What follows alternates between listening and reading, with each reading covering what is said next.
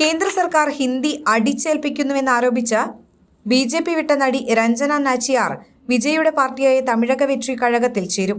ബുധനാഴ്ച നടത്തുന്ന ടി.വി.കെ വാർഷികാഘോഷത്തിൽ അംഗത്വം സ്വീകരിക്കുമെന്നാണ് പുറത്തുവരുന്ന റിപ്പോർട്ട്.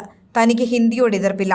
കേന്ദ്ര സർക്കാർ അധികാരം ദുരുപയോഗം ചെയ്ത രാജ്യത്ത് ഹിന്ദി അടിച്ചേൽപ്പിക്കാനാണ് ബി.ജെ.പി. ശ്രമിക്കുന്നത്. ദേശീയ വിദ്യാഭ്യാസ നയം നടപ്പാക്കാതെ തമിഴ്നാടിന് അവകാശപ്പെട്ട ഫണ്ട് അനുവദിക്കില്ലെന്ന കേന്ദ്ര സർക്കാർ നിലപാട് അംഗീകരിക്കാൻ സാധിക്കില്ലെന്നും അവർ വ്യക്തമാക്കി.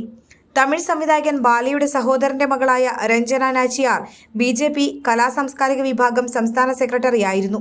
ഭാഷ അടിച്ചേൽപ്പിക്കൽ തന്നെയാണ് നിലവിൽ പാർട്ടി വിടുന്നതിനുള്ള പ്രധാന കാരണം. തനിക്ക് പാർട്ടിയുമായി മറ്റ് പല കാര്യങ്ങളിലും അഭിപ്രായ ഭിന്നതയുണ്ടെന്നും രഞ്ജന വ്യക്തമാക്കി.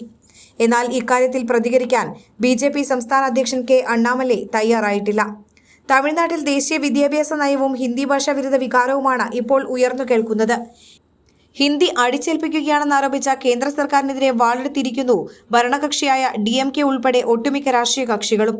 തെങ്കാശിയിലെ പാവൂർ ഛത്രം, തൂത്തുക്കുടിയിലെ ശരവണൻ കോവിൽ റെയിൽവേ സ്റ്റേഷനുകളിൽ ഹിന്ദിയിൽ എഴുതിയ ബോർഡ് DMK പ്രവർത്തകർ മായ്ച്ചു. പിന്നാലെ ഗിണ്ടിയിലെ പോസ്റ്റ് ഓഫീസിലും BSNL ഓഫീസിലും സമാന പ്രതിഷേധമുണ്ടായി. കഴിഞ്ഞ ദിവസം 2 റെയിൽവേ സ്റ്റേഷനുകളിലെ ബോർഡുകളിലെ ഹിന്ദിയും മായ്ച്ചിരുന്നു.